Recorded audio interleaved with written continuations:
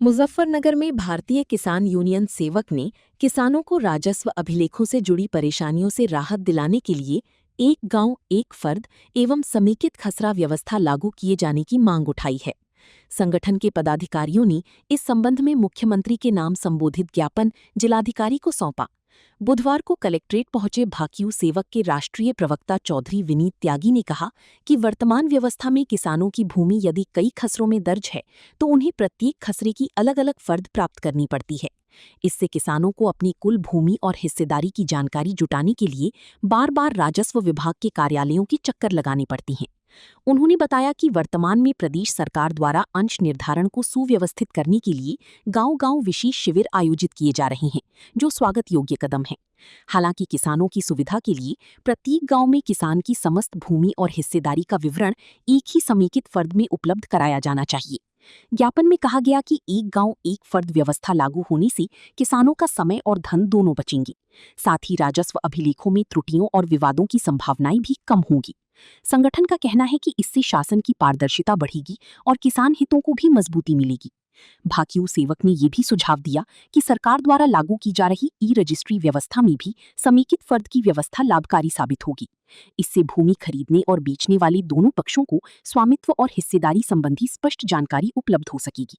संगठन ने मुख्यमंत्री से किसानों के हित में इस व्यवस्था को लागू करने के लिए आवश्यक दिशा निर्देश जारी करने की मांग की है।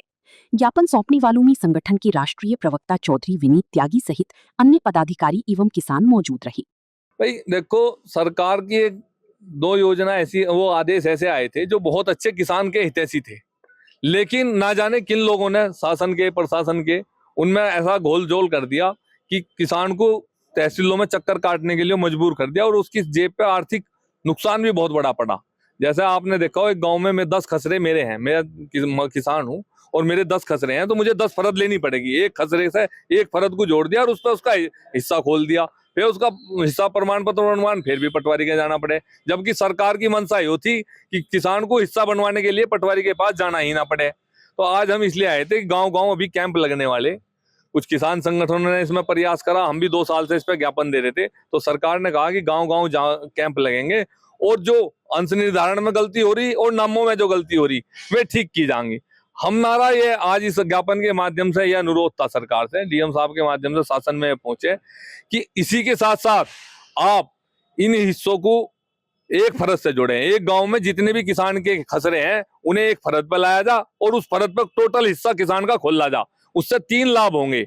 एक तो सरकार जो कह रही कि खाद के लिए दुकानों पे फरद लेके जाना पड़ेगा, तो एक ही फरद पे जब किसान का कुल हिस्सा होगा तो उसे खाद मिलने में आसानी होगी। तो कहीं ना कहीं भाई अधिवक्ताओं को कहीं ना कहीं अपना जो है, जो उनकी बेनामे में सीधे साधे किसानों से वो करते हैं, उसे कहीं उन्हें नुकसान दिख रहा होगा। नहीं तो ये तो इतना बढ़िया कार्य है भाई। लेन वाले को पता है इसकी एक फरद पे 20 बीघे जमीन है, देने वाले को पता कि मेरी इस फरद में 20 बीघे जमीन है। भाई कहीं से भी उसे लेन देन करके उसका नेट पे चढ़ा, कितना स्टाम्प लगना, कोई दिक्कत ही नहीं। बहुत अच्छी सरकार की योजना है। तो जो लोग बैठे उनका कोई अपना निजी स्वार्थ अहित हो रहा होगा, इसलिए वो बैठे। आम जनता के लिए हित में ये ई रजिस्ट्री बहुत अच्छी है, लेकिन तब जब ये जो मैं आपको बताया, ये जो आपकी फर्दों वाला काम है, एक गांव की सब खसरों की फरद का हिस्सा एक उस पर आवे, नहीं तो रल के रह जाएगा। भाई 10-10 खसरों में कैसे जमीन ढूंढेगा बेचने वाला लेने वाला।